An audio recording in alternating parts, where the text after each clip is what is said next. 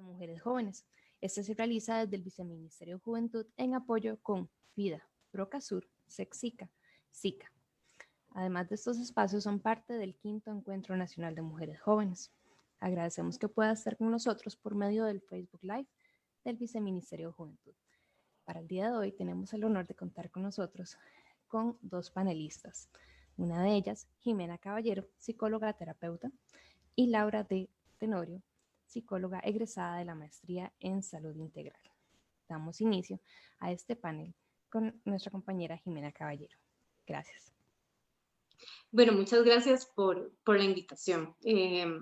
Sobre todo, ¿verdad? Porque pasar por todo este tema de la cuarentena, lógicamente, aparte de ser profesional en la salud, pero siendo una mujer joven que se dedica a un emprendimiento y que tiene que proveer a otras personas que dependen de ella, digamos, esta es mi posición como persona. Y quisiera hablar primero desde ahí, ¿verdad? Desde no solo la psicóloga, sino también desde qué nos pasa a las mujeres jóvenes, porque ha sido súper desafiante y retador toda esta vivencia que por lo menos para mí yo he tenido. Y sin embargo, en procesos del año, ¿verdad? Han habido momentos vulnerables cuando uno es emprendedor, uno dice, bueno, ¿cómo voy a llegar al otro mes si, ¿verdad? Si los medios de comunicación me están diciendo que está pasando todo esto tan negativo y yo tengo que, ¿verdad? Pagar salarios a las personas que trabajan conmigo y etcétera, ¿verdad? Empoderarnos desde ahí mientras les estamos dando herramientas emocionales a otras personas y dándoles un sostén de también las otras situaciones de vulnerabilidad que están viviendo y la crisis emocional que significa, es una tarea interesante. Sin embargo, si en algún momento yo sentí temor dentro del proceso, también me di cuenta de mi lugar de privilegio, ¿verdad? Porque yo soy una mujer profesional independiente y que realmente económicamente ha sido un año para la psicología, yo creo, porque otros colegas me han contado que también les ha ido muy bien, donde la salud mental se ha puesto como prioridad de las personas. Eso es importante. Entonces yo me dije, bueno, si siempre hay una vulnerabilidad al temor de qué va a pasar en el barco, ¿verdad? Que uno va navegando. También me dije, hubo otros momentos de mi vida donde en realidad hubieras tenido más riesgo. Y en eso pensé en las juventudes, ¿verdad? En lo que viven muchísimas mujeres. Yo hace muchos años trabajé como investigadora del INAMO y sacaba registros de pobreza en todo el país, ¿verdad? Sobre las diferentes realidades que vivimos las mujeres y cómo podrían estar enfrentando esta situación.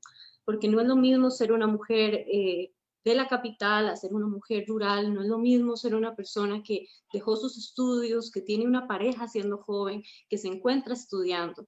Y toda esta diversidad de realidades es importante que podamos entenderlas y entender que cada una de nosotras tiene necesidades diferentes y específicas, donde es muy importante que exista política pública para poder brindarle a estas mujeres un sostén de necesidades básicas a través de los derechos humanos, sobre empoderamiento y sobre todo inteligencia emocional para que puedan desarrollar capacidades sobre ellas mismas de sentir que pueden salir hacia la adversidad y seguras y plenas de su salud mental durante toda esta situación que hemos estado viviendo. Cuando empezó la pandemia, para mí fue muy interesante porque muchos pacientes me decían, ¿verdad? La primera pregunta que me pusieron que tenía que responderles el día de hoy es cómo sobrellevar mi ansiedad en un entorno de hogar, ya sea si vivo sola o en familia. Y cuando empezó toda esta situación, ¿verdad? Muchos pacientes a mí me llamaban y me decían, es que tengo miedo de quedarme solo, ¿verdad? Porque parecía que la cuarentena más bien hacía una reflexión importante sobre escucharnos a nosotros mismos, ¿verdad? Sobre de un pronto a otro todo se va a paralizar y nada más tengo que ver qué es lo que pasa en mi mente. Normalmente eso lo tapamos con salir con los amigos, ir a bares, fiestas, restaurantes, salidas, cine, y de un pronto a otro, no, estamos en una realidad, ¿verdad? Dentro de todo este proceso de transformación que es una crisis existencial que nos puede potencializar a escucharnos, ¿verdad? Y entonces mucha gente me decía al inicio, tengo mucho miedo de escuchar los monstruos en mi cabeza. A veces la ansiedad se puede reflejar como un poco eso, como darte cuenta que esos monstruos que le tenés miedo en realidad son tus emociones. Y es como si entraras a un cuartito oscuro que está desordenado. Yo lo trato de explicar de esta manera que es más sencilla. Y a veces necesitas entrar a este lugar que es este cuarto oscuro, que son tu cabeza, tu inconsciente, de la manita de un terapeuta que te puede ayudar, ¿verdad?, a que no tengas miedo de darte cuenta qué es lo que habita ahí. No son monstruos, son tus sentimientos y emociones. Y es como si tuvieras un cuarto desordenado a oscuras. Si prendes la luz de ese cuarto, te vas a dar cuenta que son todas esas emociones desordenadas y que necesitamos empezar a acomodar, ¿verdad? Por ejemplo, las medias de todos los recuerdos que nos lastimaron, ¿verdad? O de corazones rotos que tenemos ahí, el baúl de los sueños que todavía no hemos logrado, ¿verdad? Y así sucesivamente podemos ir dándole orden a todas esas emociones que se desordenaron, ¿verdad? Y que eso pasa en la ansiedad. Eso es lo primero, como un proceso terapéutico, que es importante que quede, ¿verdad?, claro desde dónde la labor de la salud mental o del terapeuta puede ayudar a brindar herramientas para empezar a ordenar y bajar un poco esa ansiedad, darle orden a nuestras emociones. Es lo que sentimos y es lo que pensamos.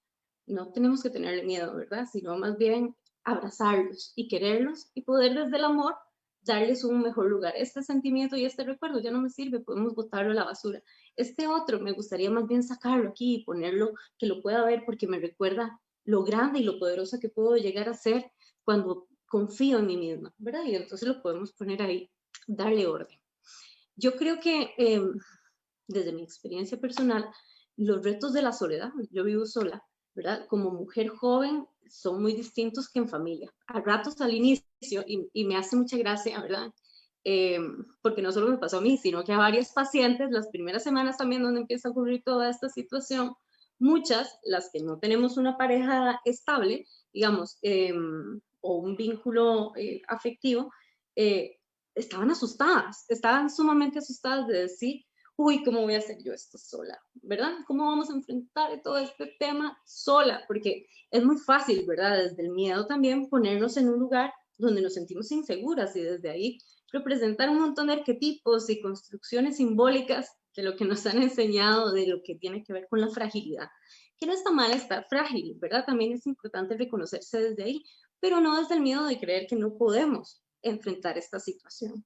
Todas pudimos, yo pude, mis pacientes a lo largo del proceso del año pudieron, y más bien yo creo que la soledad ha sido un desafío interesante, ¿verdad? De pasar por la cuarentena y vivir la ansiedad de todo lo que se estaba generando en ese momento. Ya por dicha, yo espero que ya vayamos saliendo. Esa es como la impresión de lo que vibra un poco, ¿verdad? En las personas, sentir que ya viene Navidad y que ya las cosas van a mejorar para el próximo año. Pero desde ahí es importante entender, ¿verdad? Digamos, por ejemplo, desde mi vivencia personal y desde lo que escuché con otras pacientes, amigas, ¿verdad? La necesidad del afecto. Qué importante reconocerse desde ahí, porque, por ejemplo, yo pasé muchos años, ¿verdad? Desde mi feminismo y desde mi lucha social para reestructurarme como persona, poniéndome dura, ¿verdad? Y a mí esta situación más bien me hizo reflexionar sobre lo importante que más bien es poder, desde ser mamíferos, tener vínculos seguros e incondicionales, donde el amor, el cariño, ¿verdad?, nos permitan cuidado. Ajá, entonces es interesante eso, aprender a valorarlo desde un lugar donde esa vulnerabilidad o esa seguridad más bien afectiva a poder desarrollar vínculos donde nos abramos, tanto a mí o como a otras personas que he escuchado, es una experiencia bonita aprender. Pero también entender que la soledad también sirve para reforzarse una misma en otras áreas, ¿verdad?, donde podemos sentirnos sumamente bien. Por ejemplo, el autoestima. Creo que este año es un año donde ver para adentro nos permite poder hacer un trabajo realmente interior de las cosas que tenemos que sanar y creernos sobre nosotras mismas. La autoestima tiene que ver con la experiencia personal que tenemos las personas para saber que podemos sobrellevar y sobrevivir a cualquier adversidad o situación que nos presente la vida. En el ámbito familiar, en el ámbito afectivo, en el ámbito laboral, en nuestro desarrollo personal. Tiene que ver con la capacidad de confiar que podemos tener las herramientas o las desarrollaremos en el proceso para poder salir mejor adelante. Luego está la idoneidad de ser amadas, ¿verdad? Creo que este tema es súper importante. Muchas personas normalmente no se sienten capaces de poder recibir amor. Son muy buenas dando amor, pero recibiendo amor les cuesta más. Y es interesante porque la gente, de verdad, a veces viene a terapia con la intención como de poder arreglar algo que está mal en ellos para ver si así puedan encontrar una pareja en sus vidas.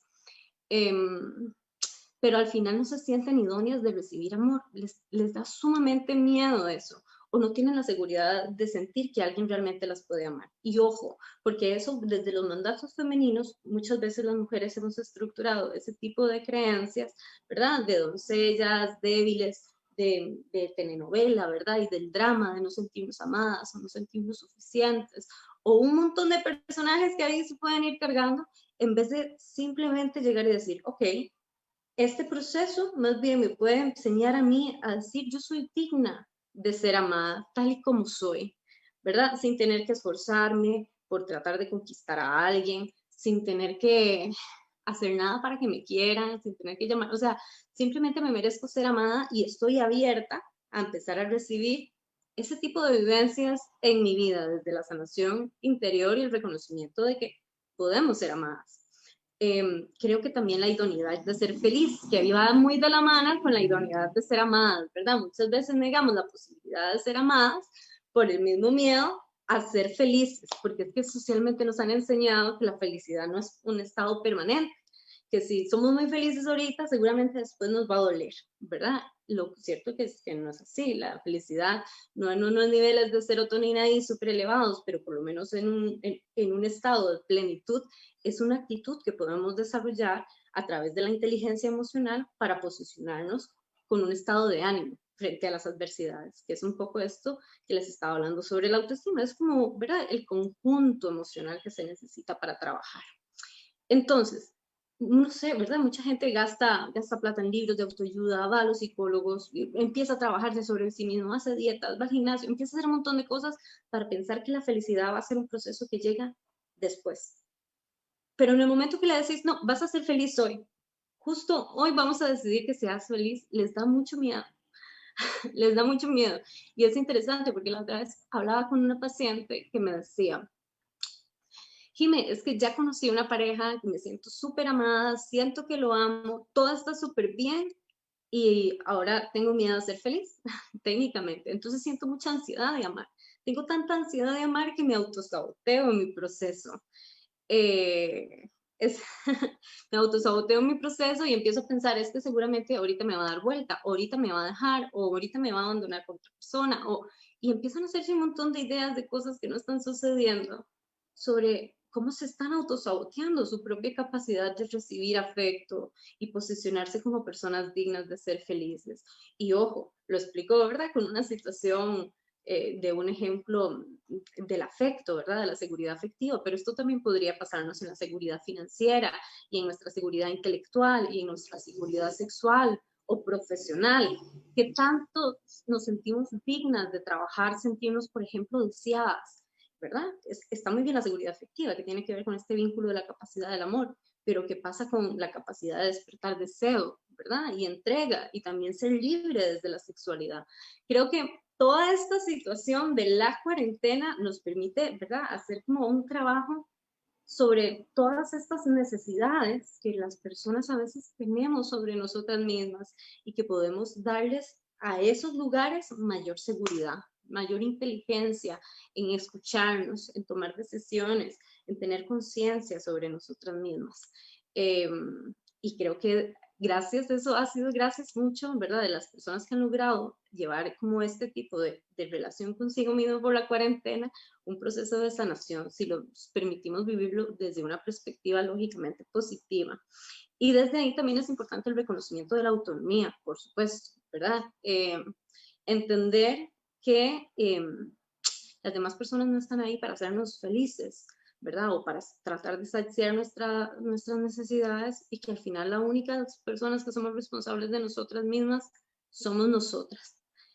Empezar a desarrollar esa relación con nosotras mismas desde estas herramientas del reconocimiento, de merecernos seguridad en distintas facetas, de entender que no estamos solas si hemos vivido la cuarentena solas, sino que estamos con nosotras mismas, y que eso puede generar autonomía Desde ahí podríamos construir luego nuevos procesos de socialización y vínculos, ¿verdad? Basados desde un lugar quizá más llenos de igualdad, más llenos de sentirnos con un amor seguro o una confianza sobre nosotras que nos ponga en lugares donde no nos minimicemos o nos vulnerabilicemos en los procesos de socialización con nosotros.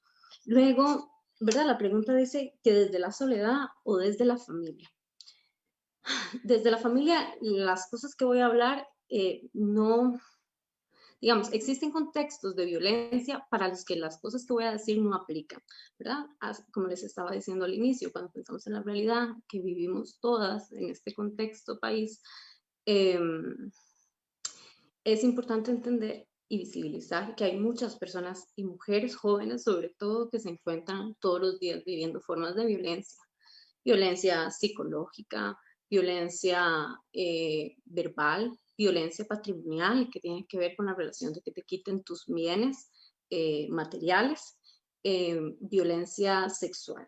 Desde la violencia sexual, yo creo que es importante entender cómo esta situación nos ha vulnerabilizado, porque, por ejemplo, yo recuerdo que había días que yo decía, necesito salir a caminar y las calles estaban desoladas, no había nadie, por allá me parecía alguien con mascarilla, yo decía, realmente me da pavor y miedo enfrentar como la situación. Y sin embargo, los abusos sexuales ocurren dentro de los hogares. ¿Qué pasa con las chicas que en este momento están teniendo esa situación de riesgo? Creo que es importante visibilizar la necesidad de seguridad y políticas públicas para hablar sobre el abuso sexual, porque el abuso sexual es muchísimo más grande y complejo que la pandemia en sí misma. Es una realidad que se ha escondido mucho y que debería ser visibilizada. Pero bueno, desde la capacidad de socializar con nuestros familiares en un entorno, digamos, que es más o menos estable, ¿verdad? Donde existen problemáticas y conflictos, pero que no hay faltas de respeto o actos de violencia que transgredan nuestra seguridad. Desde esa línea de visión, creo que es muy importante la capacidad de poder comunicar nuestras emociones, ¿verdad? Poder reconocer nuestro dolor, nuestro miedo, la ira, comunicar la ira es todo un arte, ¿verdad? Ahí ya me están diciendo que ya no tengo tiempo y me faltaba un montón, pero entonces voy a ir sintetizando lo más que pueda. El dolor, la ira, comunicar la capacidad de amor, de la alegría, de la emoción, poder comunicar nuestros sueños, ¿verdad? Yo creo que cuando se trabajan con chicos también, poder enseñarles que puedan hablar sobre sus deseos, eso es fundamental. Y también reconocer, ¿verdad?, cuando también somos capaces de manipular a otros en nuestro entorno de socialización. Conocernos a nosotras mismas nos va a permitir tener herramientas de gestionarnos mejor, pero también de tener escucha y empatía hacia los otros. Y cuando escuchamos a los otros, no ser esclavos de nuestras propias pasiones, es decir, que lo que lo otros nos diga no nos genere como un burbujeo donde ambos pierden la capacidad de comunicarse desde el afecto, sino todo lo contrario, ¿verdad? Si yo gestiono bien qué siento y reconozco mis emociones, puedo reconocer las emociones de los demás y desde ahí puedo trabajar, establecer vínculos de comunicación donde se hable desde el corazón y desde el cariño y sobre todo sobre de reaprender nuestra capacidad emocional de tener una mejor inteligencia emocional con las personas cercanas que nos rodean y con nosotros mismos.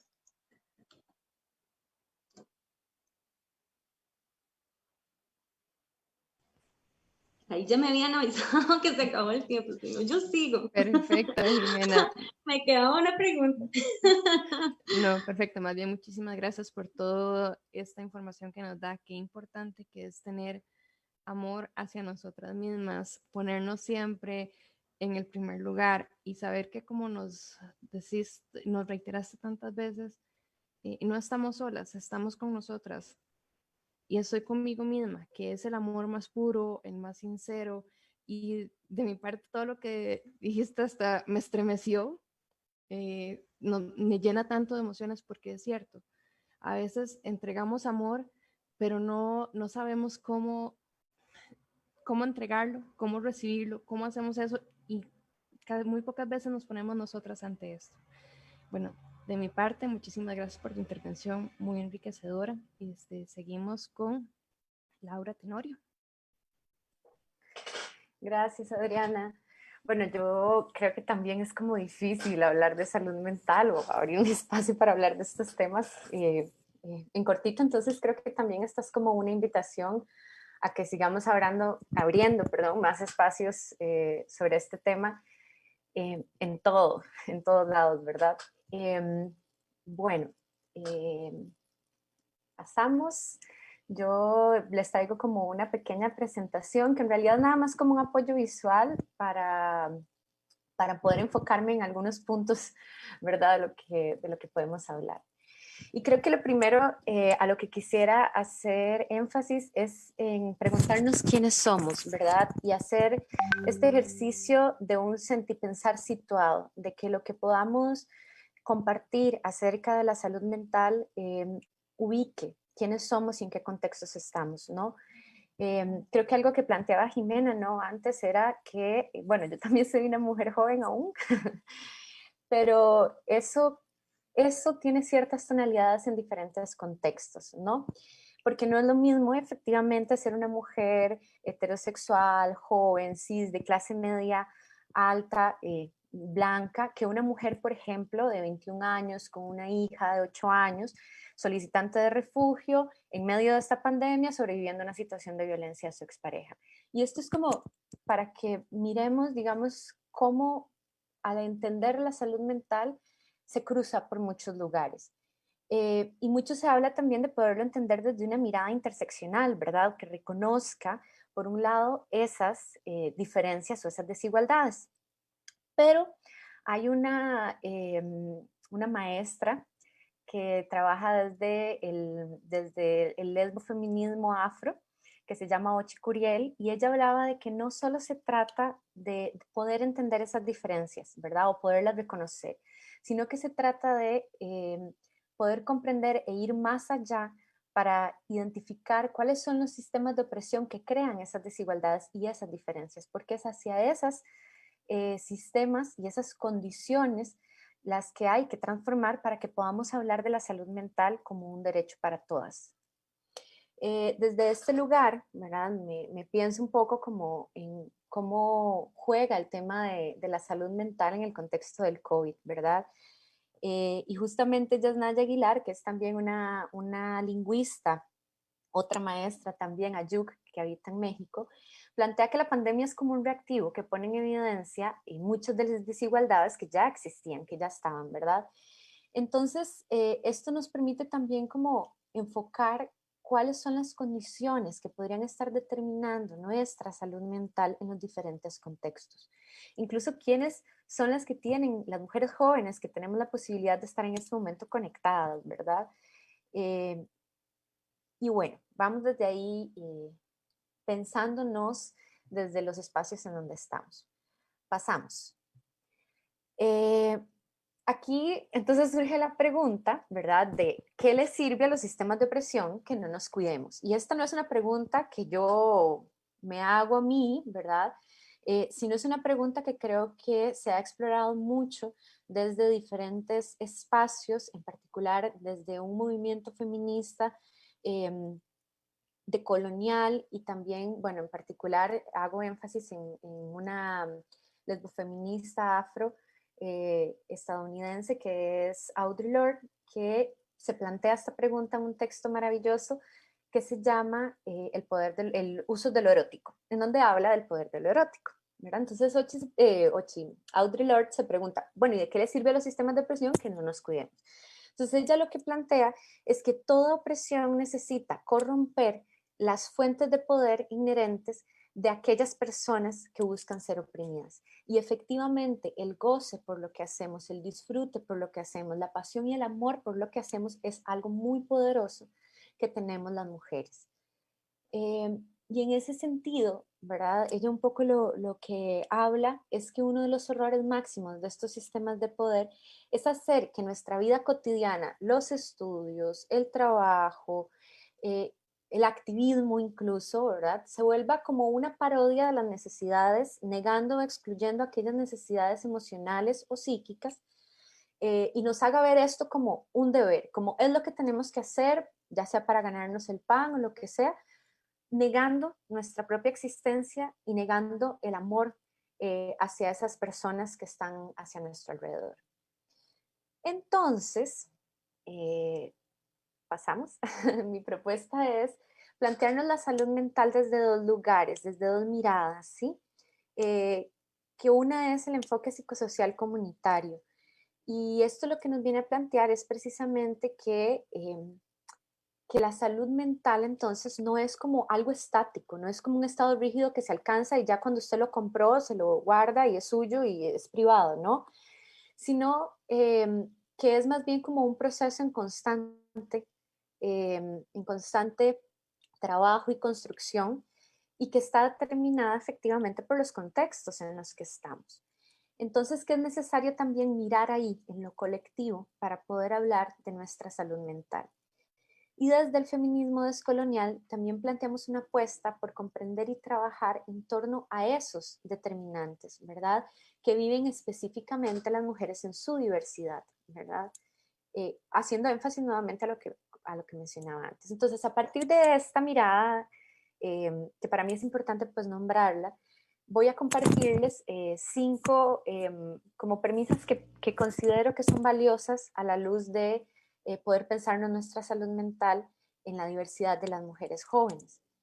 La primera de ellas es pensar la salud mental como un derecho a una vida digna, a la justicia y a la reparación. Y con esto, un poco lo pienso, ¿verdad? Desde el espacio psicoterapéutico que tengo la dicha de poder acompañar personas, a nivel, digamos, individual, algo que es central es que muchas veces los procesos de justicia no acaban por hacernos sentir necesariamente que el daño que se ha generado a partir de las violencias que hemos vivido se repara con eso, ¿verdad? Y creo que el poder gozar de una salud mental, de justamente de poder, ¿verdad? Un poco como del derecho a la alegría, el derecho al amor, es también parte de esa justicia y de una vida digna que no debería ser un privilegio, sino algo de lo que podemos gozar las mujeres en general.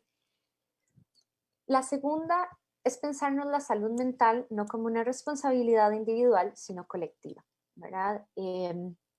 Y esto, a la luz del anterior, es pensarnos que la salud mental no es solo para aquellas personas que pueden pagar un proceso terapéutico. Está bien y es maravilloso para las personas que pueden hacerlo y tienen esas posibilidades, ¿verdad?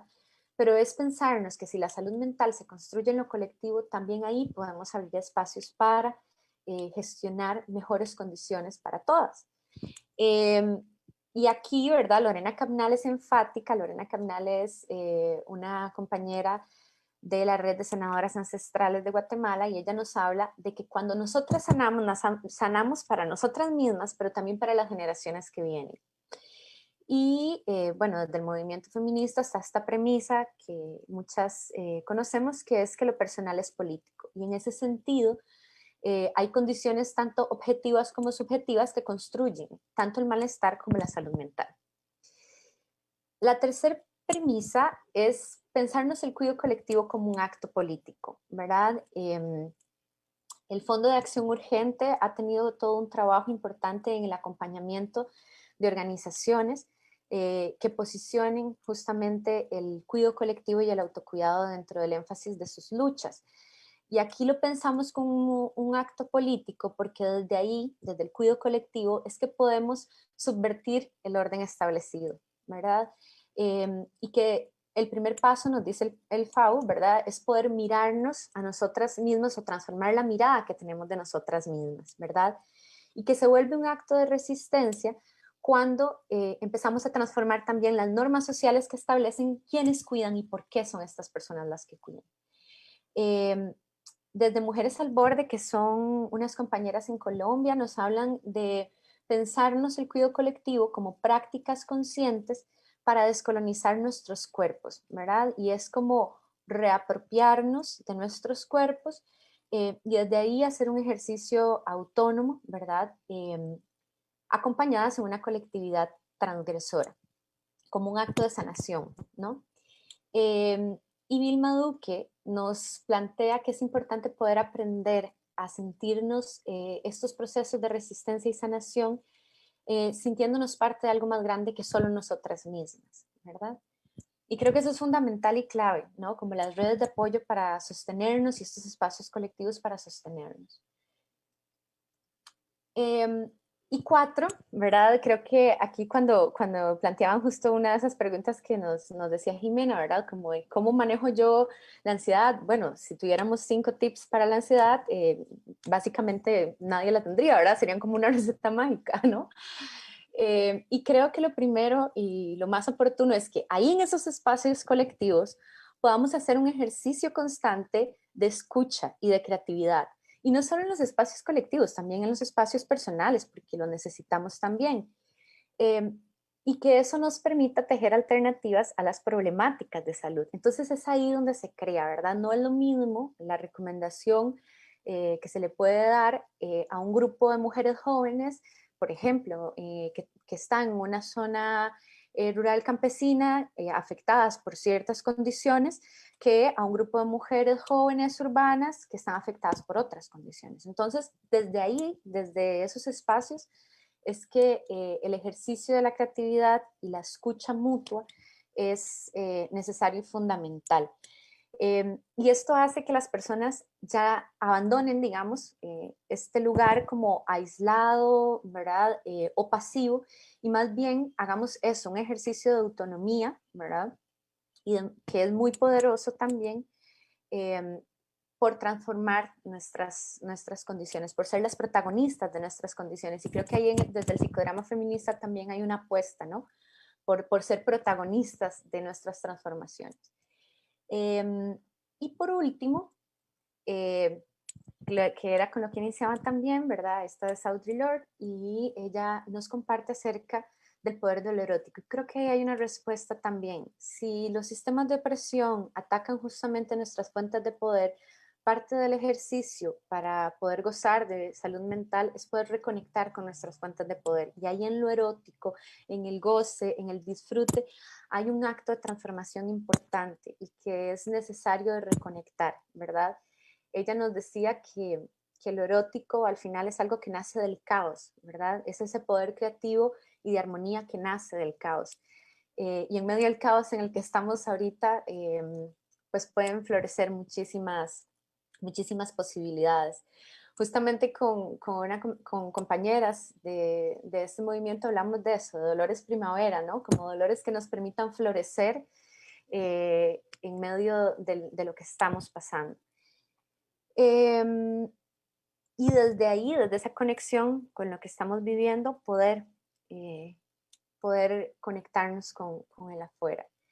Y por último, quería compartir con ustedes una frase de Lorena Capnal que les comentaba, que me parece importante porque la sanación y la salud mental no es algo exclusivo de la o el profesional o le profesional en psicología, ¿sí? La sanación es un acto que es una responsabilidad, como decíamos, individual y colectiva y se gesta en todos los espacios en que estamos. Y ella nos habla de la sanación como un camino cósmico-político desde la cosmovisión indígena de su territorio y de la colectividad de la que forma parte. Y no solo se trata de las prácticas que tenemos, que puede ser hacer rituales, ceremonias con candelas, traer plantas o baños ceremoniales, eso puede traducirse a los rituales que cada una tenga en su vida cotidiana, sino que es también poder traer nuestros saberes y ver cómo tenemos una intencionalidad, y ella la plantea desde un lugar feminista, para abordar esas opresiones que históricamente se han estructurado sobre los cuerpos de las mujeres. Y esto, pensándolo porque en el COVID lo que se ha hecho es exacerbarse eso. Y la posibilidad ahorita de poder gestionar los espacios de sanación es pues algo muy poderoso.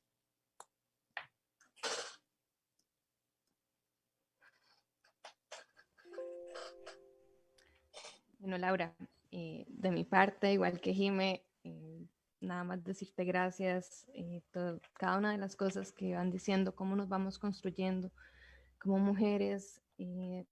Dijiste un par de frases que por lo menos de mi parte sí sentí y hago como muy mías, que es que somos las protagonistas de nuestras propias transformaciones. Y esto fusionado con lo que nos dice Jimena ¿Cuántas veces se nos olvida a nosotras, mujeres, reconocernos, aceptarnos y también hacerlo en colectivo para poder unir y unificar lo que son todas estas ideas y poder crear todas juntas? Tenemos el potencial. Otra de las frases que también nos hiciste fue: en medio del caos podemos florecer y ver qué tantas posibilidades. Hay una imagen muy típica que es de una piedra y en esa piedra va creciendo una flor. Entonces nosotros decimos, ¿cuántas veces nosotros somos esa flor creciendo en la piedra? Cuando a veces nos costó que todo el mundo tal vez nos creyera, pero nosotras mismas había una chispita en nosotros que nos decía, creo en mí, lo voy a hacer, lo voy a lograr. Y lo logré. Y aquí estoy. Y empiezo a ponerle agua al montón de piedritas para que venga el montón de florecitas con nosotros. Chicas, de verdad impresionante. Muchísimas gracias por todo. No sé si queremos como hacer un cierre, una intervención entre todas. Me gustaría tal vez que comentemos algún tipo de recomendación que ustedes nos puedan dar para saber cómo podemos manejar lo que es la ansiedad y el estrés ahorita para este mes de diciembre, que ya viene lo que es el cierre de jornadas laborales, de etapas del colegio, de la universidad para universitarios. Recomendaciones que puedan darnos. Y tal vez si empezamos por Jime para respetar el mismo orden.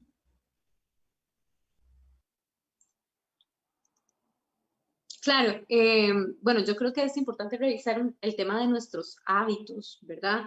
Si tenemos hábitos saludables, hacer ejercicio, la alimentación saludable, la recreación, el deseo por el crecimiento del desarrollo personal, la lectura, la meditación, ¿verdad? El contacto con la naturaleza. Si a mí algo me enseñó en este espacio y ahora decía la compañera, ¿verdad? Es la importancia de la naturaleza en nuestra relación con la madre tierra, desde el ritual, desde solo poner los pies en el zacate, ¿verdad? Ya solo eso está sirviendo como canalizador de energía.